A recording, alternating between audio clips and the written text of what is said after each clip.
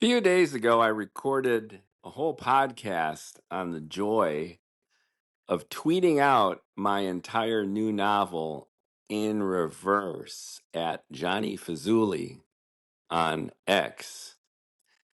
The charm of it, at least as I imagined, would be for folks to go to the profile, and since I'm doing it backwards, they could literally read the entire book from beginning to end after I finish the process in 200 days. Because X obviously puts the most recent tweet up top. So it's last in, first up, so to speak. And the whole idea behind that, in a nutshell, was to, of course, just blast my novel to the universe, make it searchable and accessible. And who knows? I'd follow all these book publishers and agents and magazines, and anyone would be snooping around or curious can see my brilliant prose written in these OCD 3-line paragraphs, so they all fit as nice, symmetrical little tweets.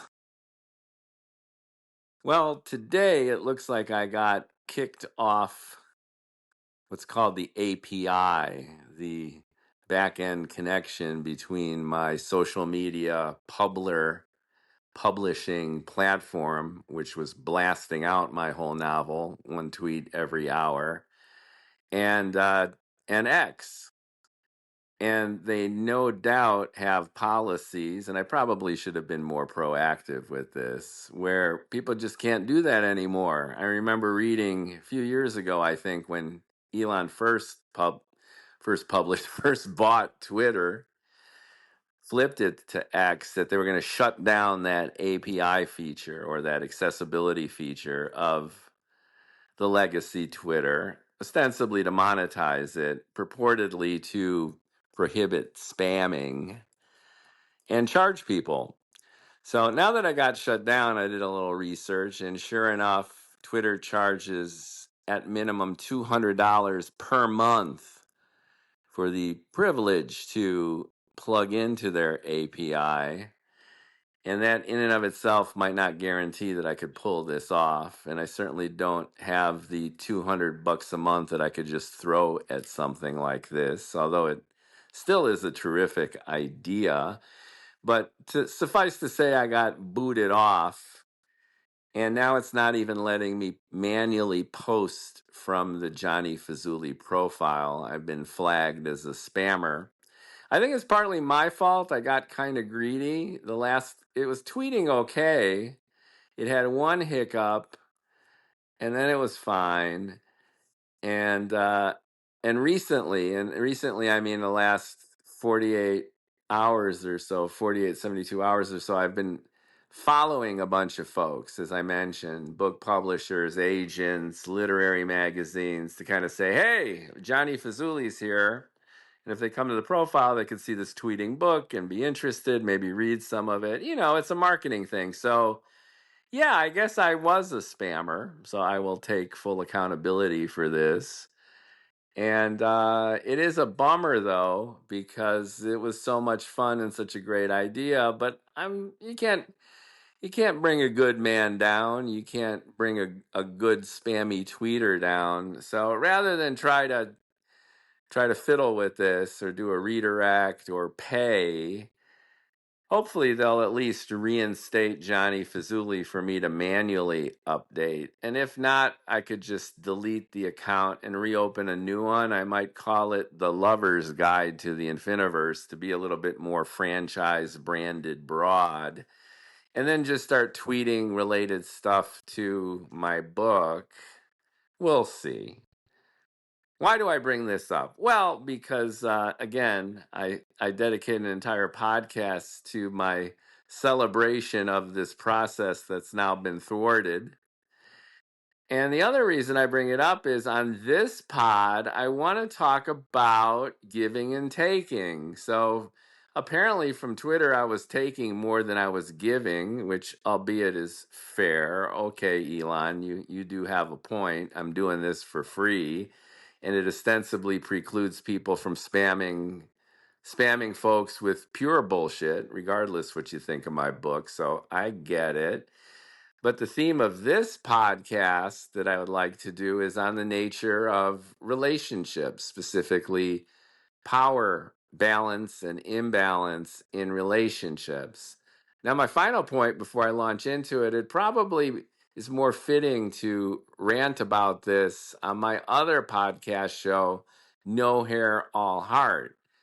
But speaking of which, I've been audio booking that channel, reading aloud each and every day from a section of my novel in the same spirit as this failed Twitter project. And rather than disrupt that flow and accommodate the time allowance that I have on Buzzsprout, here's another quirky tidbit. I get 12 hours based on my monthly subscription for each of these shows so that they blast out. Speaking of blasting out, blast out all the podcast platforms with my stuff. I get air quote only 12 hours. So if I'm reading aloud the novel, I'll probably exhaust that faster on No Hair All Heart than I will on Bald and Bloviating, which is this channel, Long Story Longer. This is more of an emotional relationship podcast, but I'm just going to do it here on Bald and Bloviating because frankly, I've got more space to do it. And my last point in this overextended intro is I love shit like this. You go out there and you get Mike Tyson punched in the face with the best plans. But akin to my OCD obsession with writing in 3 lines, I think obstacles in life force you into creative solutions you otherwise never would have explored. So if you're going down a pathway and you run into a dead end, well, you might have to double back for a while. And that could presumably lead to another dead end, but you're in motion and you're constantly experimenting and you're constantly on your toes. You need to keep figuring stuff out. The biggest danger of success, knocking it out of the park, being hashtag winner in any endeavor, for that matter, even a project, is that there's this very human tendency to get lazy, get full of hubris, and then stop tweaking and experimenting. You need to keep that hustle going. So yeah, I got knocked off X for tweeting my novel. Now I'll try to think of other stuff. I tried it. I learned how to batch file on Twitter. Woohoo! And now I am bloviating about this problem through the lens of relationships and power balances. I wouldn't have thought necessarily of this subject, at least here and now, had I not encountered those obstacles. So glass half full, folks, because the emptiness is a vacuum that creative people abhor. And with that, welcome to Bald and Bloviating. I'm your very loquacious host, Mookie Spitz. And today I'm going to bloviate about 95 fives. I've been wrestling with this concept for a while, and the term just kind of popped into my head. I was visiting a friend, Erica, in Chicago just last month for a visit.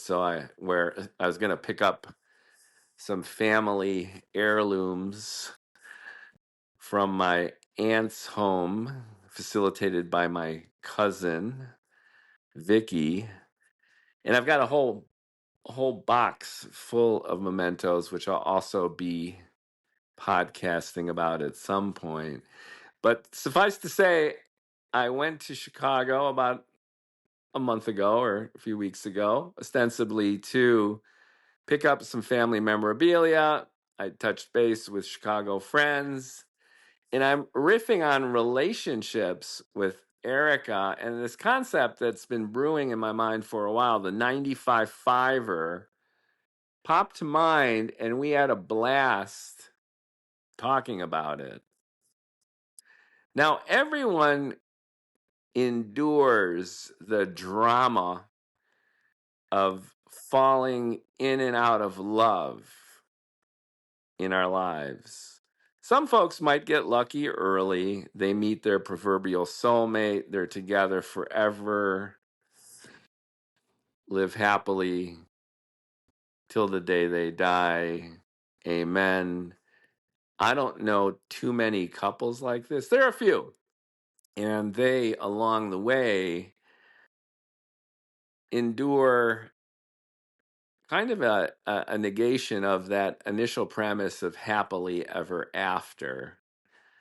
It's a rough ride even for the most devoted and dedicated and long-term lovers and partners. So by any stretch, relationships are challenging. The divorce rate keeps going up.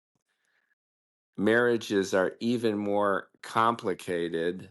Young people are electing to get married later in life or not at all. And if countries like Japan and Korea are harbingers of what's taking place in the West, then women are sick of it. They don't want to raise the kids and clean the house and also work. Old gender roles, traditional gender roles. Women are like, no thanks. I'm independent, I'm educated, I'm empowered. I'm not going to follow that traditional role. And meanwhile, the men in their generation are going through their own reaction formation of feeling disempowered, where less men are graduating college, less men are successful, women are better educated, better supported, getting better jobs. And this is the essence of the rift, this civil war that's raging between the genders, which, by the way, I cover to a certain extent in my new novel. And while this is going on, you have this collective, systemic rejection of traditional views of marriage and relationship. But that also begs the question of this power relationship not only continuing, but further exacerbated. And it's within this context that the idea of the 95-5 is even more significant now than ever before. I'm a cusp boomer. I'm a 1964 guy, an old fart. And many of these challenges in relationships, romance, marriage, commitment, etc., are archetypal, of course. They're universal, going back to the Greeks, going back to the caves, going back to the African savannah where we're running around out there. But the point I'm making here, though, is my concept of the 95-5 centers around the disparity between partners in a romantic relationship. And it goes beyond a romantic relationship. It could also encompass business relationships, any kind of partnership, friendships. And here's the essence of what I mean by the 95-5. One person puts in 95% of the energy, the effort, the empathy, the resources, the motivation, the caring, the support, the love, and sometimes even the sex. And the other person provides only 5% of all these things. And that 5% is ostensibly just to keep the relationship going to the point where they could keep taking the 95%. That sounds extreme and harsh, but it's very, very pinpoint descriptive. What I'm getting at here is the natural tendency for complementary opposites to partner up. You've got a giver and a taker. You've got, as the Yiddish expression goes, a schlemiel and a schlemazel. The schlemiel is depicted as the waiter, the bumbling waiter, who spills soup into the lap of the customer in the restaurant. That's the schlemazel. And the context for this and the descriptive humor that's often accompanied with these terrific expressions, the backstory, if you will, is that the schlemazel doesn't care. The schlemazel is reckless and awkward and clumsy because he really just doesn't care about the customer he's ostensibly serving. And the customer who's ostensibly there to be served is the victim of that reckless selfishness and endures, has really no choice but enduring the soup in their lap, and goes about making the most of this awkward and uncomfortable situation, even though they're paying. So that's a very, very funny Yiddishism of this idea of the 95-5. The 5 is the schlemiel waiter, and the 95 is the schlemazel customer who not only has to endure the abuse, but ends up paying the tab. Look in the mirror and ask yourself if you're a 95 fiver in the sense of giving the 95 or taking it, giving the 5 or dealing with it. And if you're honest with yourself, I would venture to guess that the answer should come very, very quickly, because all of us have a natural tendency to fall into the category of the schlemiel or the schlemazel. And you could push back immediately and say, well, every relationship is negotiated and give and take. And sometimes I'm the schlemiel and sometimes I'm the schlemazel. And that is categorically correct. Some people might consider themselves the schlemiel in bed and the schlemazel when it comes to the family's finances or decision making. So this clearly varies based on the kind of thing that you're talking about, especially if you have partners that live together, have a family, partners that share a business. People wear many hats, especially these days, and especially now that gender roles have been mashed up and washed over and flipped. It becomes ambiguous to the point of confusion as to who's doing what, where, when, and how, inclusive of often these kind of power relationships. And that's a whole podcast in and of itself. But right now, I'm zoomed in on this idea of the 95-5. And you're looking at yourself in the mirror and you ask yourself, am I usually giving or am I taking? In the Harry Potter sense, are you a Hufflepuff? Are you always working and conscientious and doing the right thing? You're always hustling. You're always providing resources and support. You see yourself as contributing. You see yourself as caregiving, caretaking. You see yourself as the super mom supporting and empowering your kids. You're giving, giving, giving, giving. You're the lover who always brings flowers and wine, who pays for everything, who bends over backward to appease your partner. Or are you the Slytherin, where you're really just on the receiving end of stuff, that from the beginning of the relationship, there was a tacit understanding that that you were chasing and they were the ones acquiescing from the very beginning to make time for you.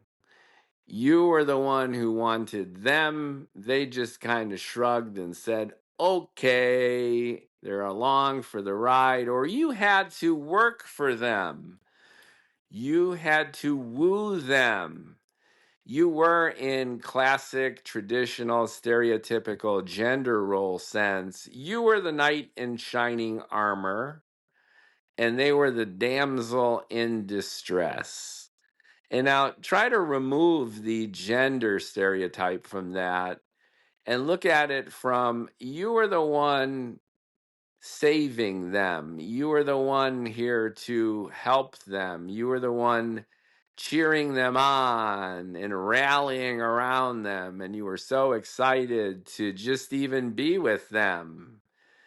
And you did your best to get their attention. You had to go out of your way just to get their attention because otherwise you would have just blended into everyone else. That's step one. You were like marketing yourself into this person's world. And then when you worked so hard to woo them and get their attention from the masses, then you engage them. And how did you engage them? By going to their events, by spending time with their friends, by doing things that they like to do. You were all on board with appeasement just so you could get and sustain their attention long enough for them to reciprocate by getting interested in you. You were the hunter and they were the hunted, but the power was, ironically, paradoxically, in their shoes from the very beginning. And again, this is romance. It could also apply to business. You beg someone to be your partner. You beg someone to buy your shit. You beg someone to be with you. Oh my God, your life, your business, your creativity would be so exponentially empowered and boosted if you can get this person won over. You need to convince them, you need to coax them to join you. And then you convert, classic marketing style. You engender a call to action, which is like, be with me, partner with me, join me in this business, join me in this creative project, join me in love. How typical is that? Now, keep looking in the mirror or look in the mirror again. Most of us have played both roles at some point. We have been wooed and courted by someone who just is gaga over us. And we've been kind of like, all right, next thing you know, you're in love too. Ain't that nice? And then conversely, most of us, all of us, have been in the power seat of being desired. Come and get me. But for the most part, if you are looking at yourself with transparency and honesty, that person looking back will admit, and de facto you will have to too, that you are either a Hufflepuff or a Slytherin.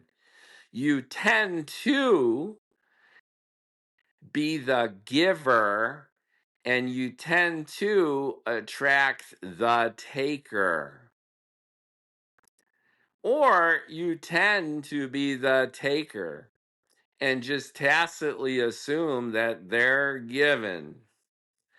And when you look at that through the lens of the 95.5, you quantify it that way. And from my experience, it really is that extreme if you slice and dice it.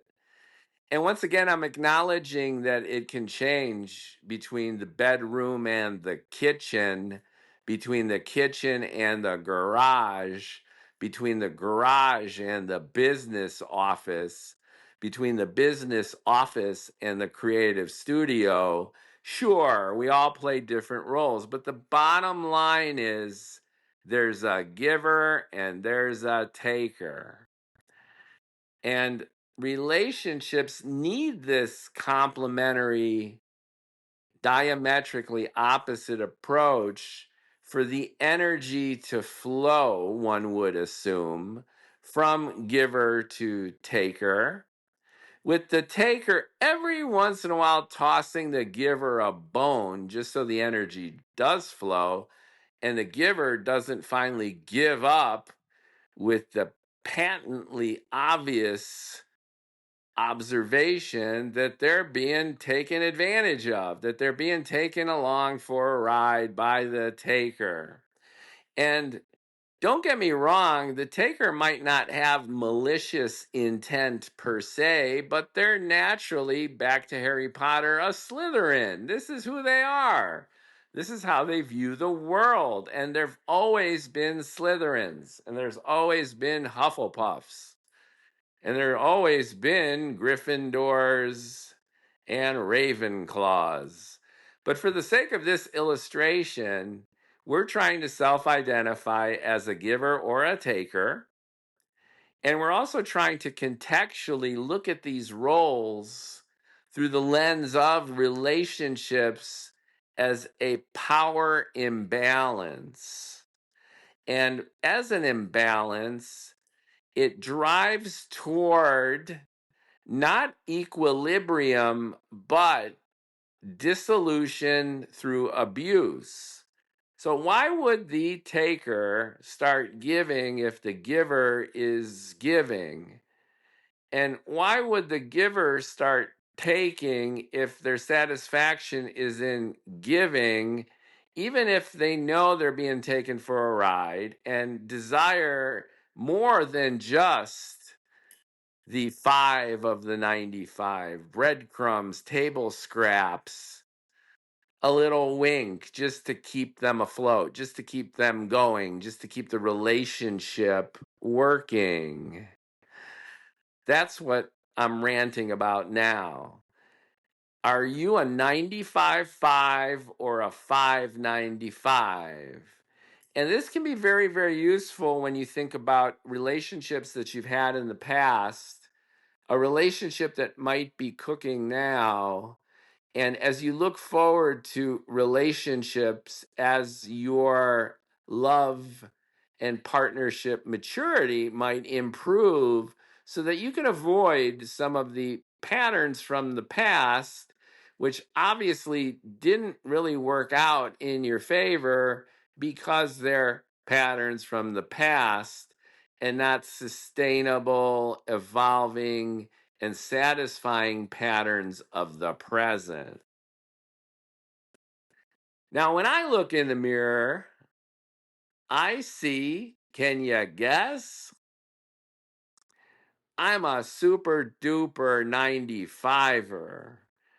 I tend to just pour it on. Just like I bloviate on podcasts and type in my blogs and books, I effervesce with just giving shit out to the world. And because I believe I'm naturally introverted in that Jungian and Myers-Briggs sense, I do all this obviously for self-satisfaction, but I'm a sharing kind of guy. And if you look at my parenting style, it's laissez-faire, fun dad. And I have avoidant qualities which can drive my anxious lovers and partners crazy. But I tend to give. And this is just an honest self-evaluation. I might not give in the way my lovers or partners want me to give. That's for sure.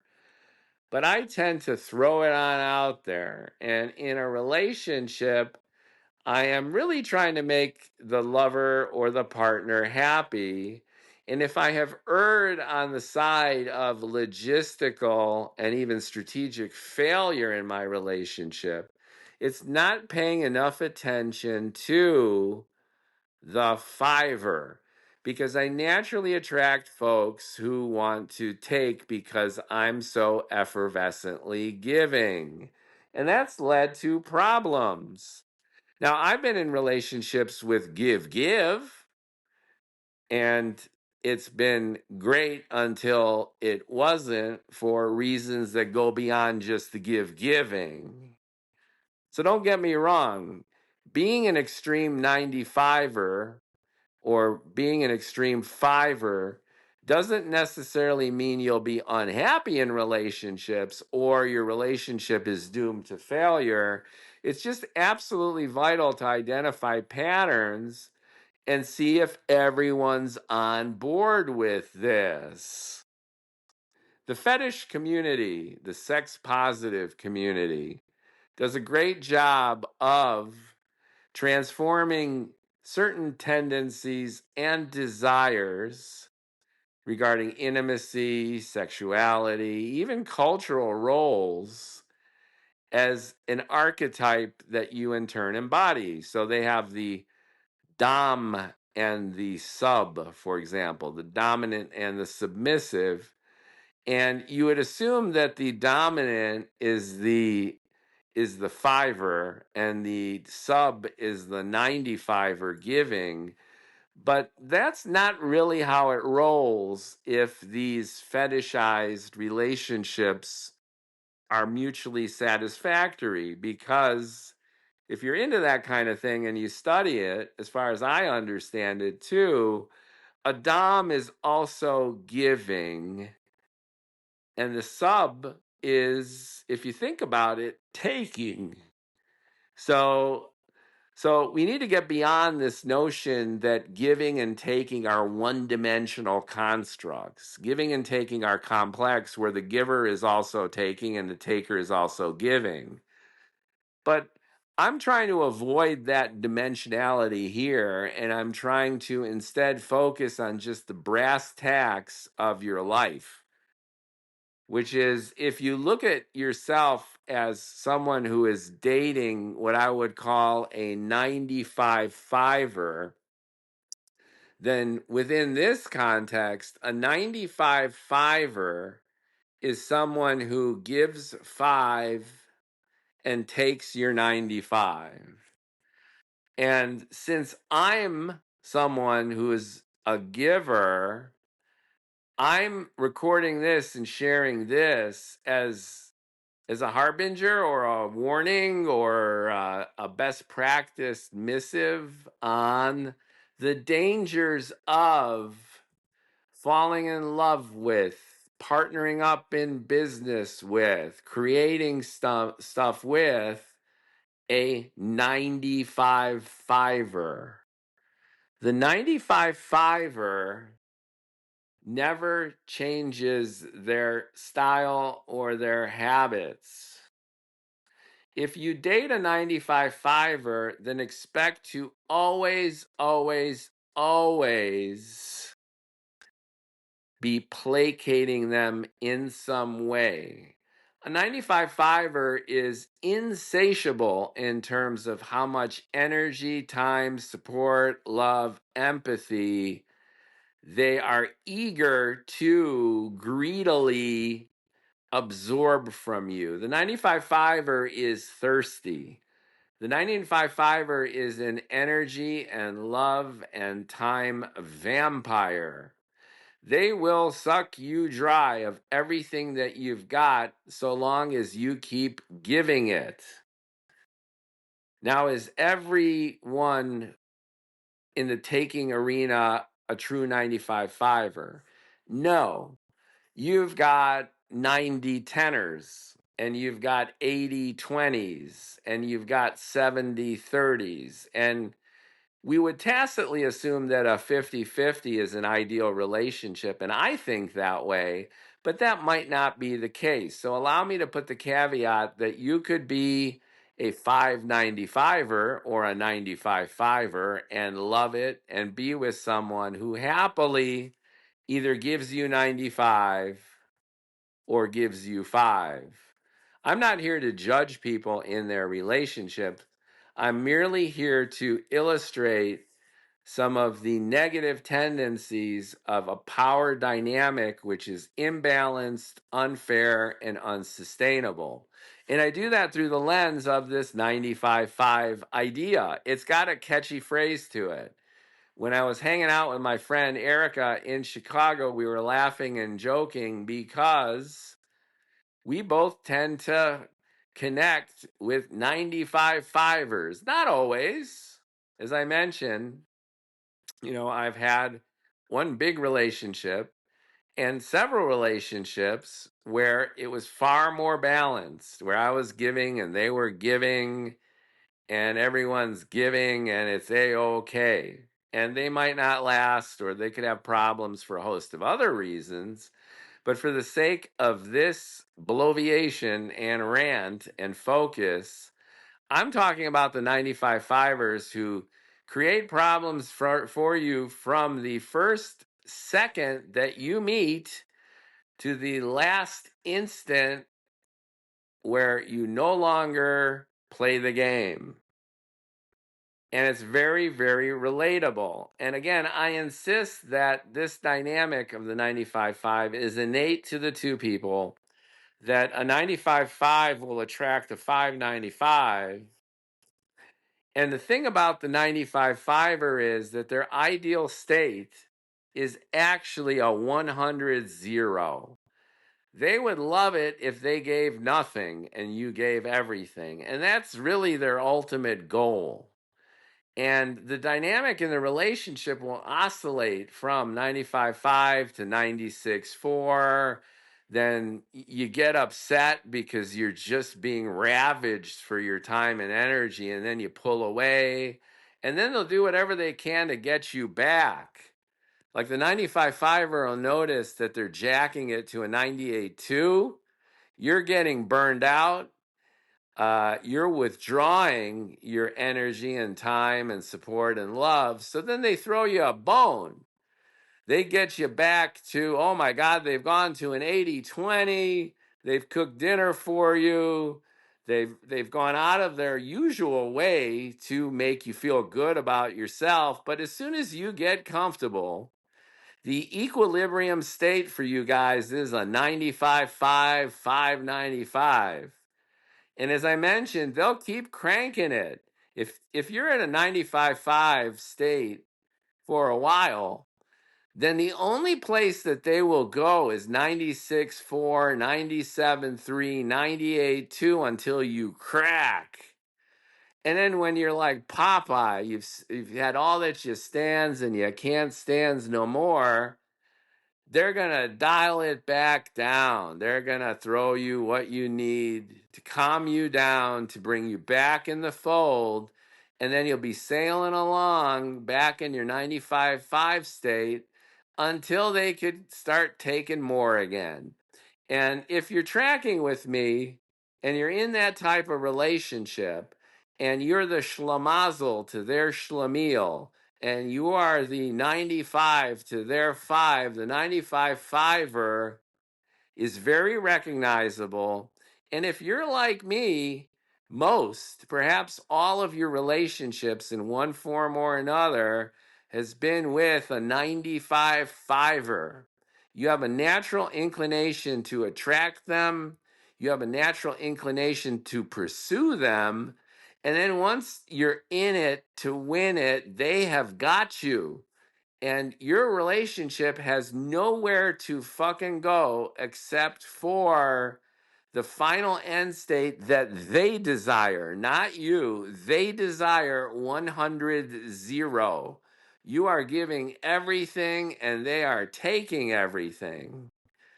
And they'll do whatever they can to get you as close to that state as they can, because that's who they are and that's who you are. Now, obviously, this is, as I'm saying, unsustainable, unhealthy. So the question then becomes, why do you attract the 95-5er? And then why do you settle for the 95-5 when you're in it? And then why is it so hard to get out of the 95-5? And a million books have been written and people are talking about all this all the time. But clearly you as a as a 95.5 chaser and lover, have some kind of inchoate, deep need too. And here I'm really just trying to analyze myself and seeing if I can extrapolate. There's clearly a need to be loved and adored. And there's a feeling that goes back, no doubt, to childhood. Childhood traumas are now the synonym for everything wrong in life, but there is truth to it, at least when you look at it this way. Back when you were a little girl or a boy or in between, you didn't get the love that you really, really needed. And your approach to it was to appease your unloving or underloving parent. It's the trope that if you get good grades in school, daddy will stop drinking and mommy will love you again. It's all about you. It's not about your parents who are people and have their own issues and didn't give you the attention and love that you felt you needed. It's not because you are bad or guilty. It's just because they had other things going on, or they were just not good parents, or all of the above. But that's not really the focus here. The focus is on you and how you reacted to it. So when you were that little kid, your survival strategy was to lay it on. Be nice. Give, give, give, give, give, give, give, give, give, give. And then you got into a pattern where you were giving 95 and they were giving back 5. So etched into your mind and into your heart is this notion that love and partnerships and human relationships are designed by nature to be 95.5 partnerships. That's what you knew. And even though what you knew was uncomfortable and difficult and painful, the devil you know is way better than the one you don't. And you'd rather go for familiarity than happiness. And that's the oldest trope in the emotional playbook, but it's true. And it applies to the 95.5er. The 95.5er is a reminder of the familiar place that you're used to, which is giving more than you're getting and having to work hard. You need to work hard just to get what should ostensibly be your right as a human to experience from another person or people. You think that you need to work hard to get what would otherwise come naturally.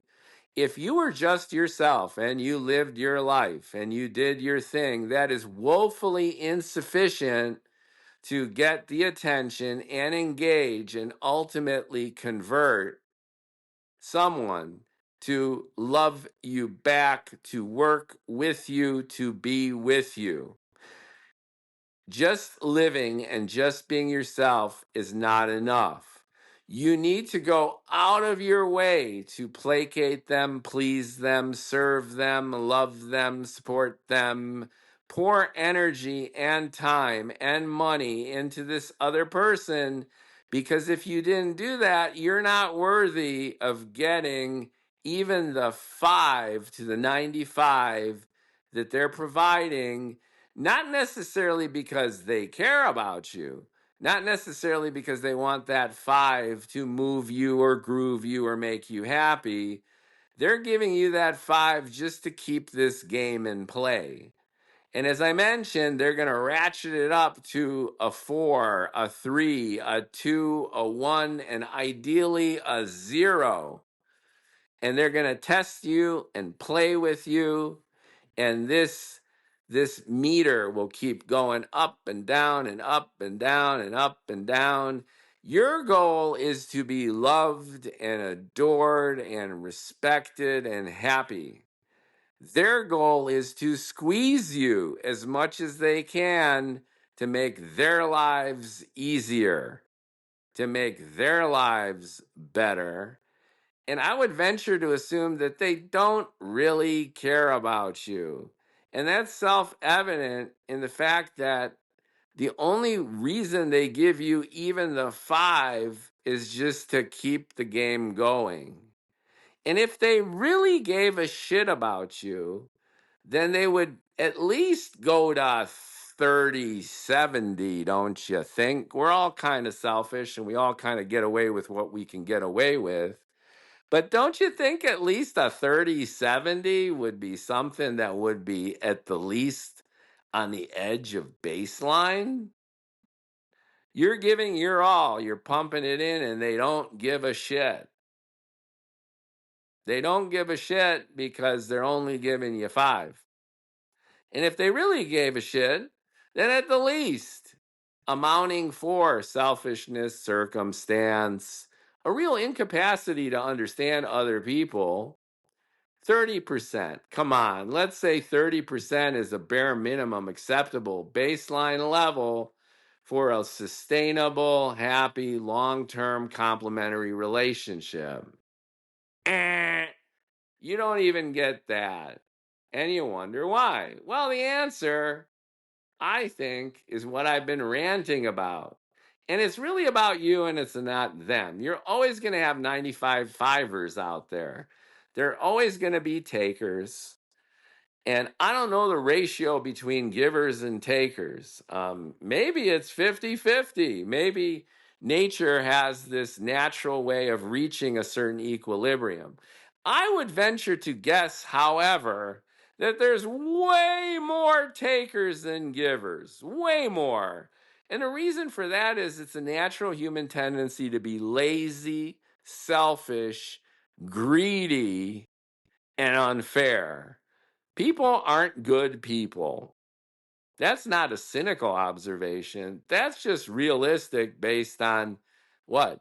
3,000 years of recorded history and who knows how many untold millennia before that when we're running around with not even convention, not even any kind of religious code or ethical mandate. Come on, let's be real. It's the jungle out there and in there. So most people are takers. And since most people are takers, the taker, especially a 95 fiver, is so happy to have you. They got you.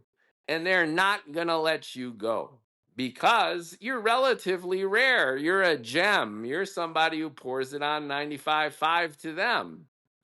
You give, and they take, and for the most part, you're okay with it. Where can they get that in life? You go to a store and then you buy something. It's not like the cashier is you show up with a loaf of bread and then the cashier reaches behind the counter. And in addition to the loaf of bread that you paid $3 for, all of a sudden gives you a gallon of milk and a whole thing of cold cuts and snacks and basically fills up your entire shopping cart with shit you didn't even ask for. When does that happen? Answer, never. When does that happen in 95 fiver relationships? All the time. That's the nature of the relationship. They're getting so much for doing nothing except taking. They will keep you, they will fight for you. When you're upset and you can't handle it any longer. I've had enough. When we go to 95.5, we go to 96.4, we go to 97.3. I can't hack it. We're back to 80-20. That lasts for 5 minutes until you notice that I've forgiven you for you being just you. And then up it goes again. I'm sick of it. I can't handle it anymore. I'm breaking up with you. I'm ending this business relationship. Our creative partnership is over. We are done, says the schlemazel, his lap soaking with matzo ball soup. But then the schlemiel, the waiter, knows that, fuck, this guy's paying the tab. They will do anything and everything to get you back. And that slider might even go to 50-50. Oh my God. And how shocked are you as the one always giving to finally get. And then they'll do this to change your mind. Yes, you think people can change. They've changed. Look at them. They're a whole new person. Look at how happy we are. Come on. Look at yourself in the mirror. You're a giver, right? You can't help but be a giver. You give all the time. You're the 95. They're the 5. Look at them. They're a taker. They are as much an innate taker as you are a natural giver. None of this is going to ever change. Repeat.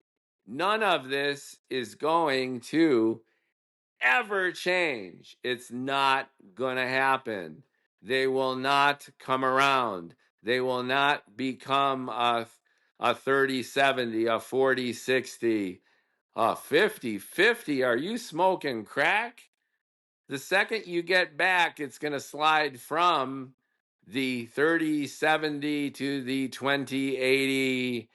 And then with a vengeance, this happens all the time. You will find yourself in a 199 because they are punishing you for having the audacity to disrupt this lovely relationship and take away their rare and cherished opportunity to milk the living shit out of you. And once again, you are the gem. You are rare. They have found gold. They have struck pay dirt, and they're not going to let it go. And you, for your own perverse reasons, can't let it go either. So that's my rant about what a 95 fiver is. And I am, again, just talking to myself here too, in terms of my patterns, where this kind of thing reveals a lot about one's own tendency to try too hard. Here's the takeaway. A lot of these self-help books and love books, they go on and on about what this means for love and relationships and, your sense of self or whatever. But look at this pragmatically and then extrapolate this 95 fiver tendency to every other aspect of your life. You have been, and by you, I mean rhetorical you, and I'm still looking into the mirror, me. We have been trying too damn hard our whole lives. Why?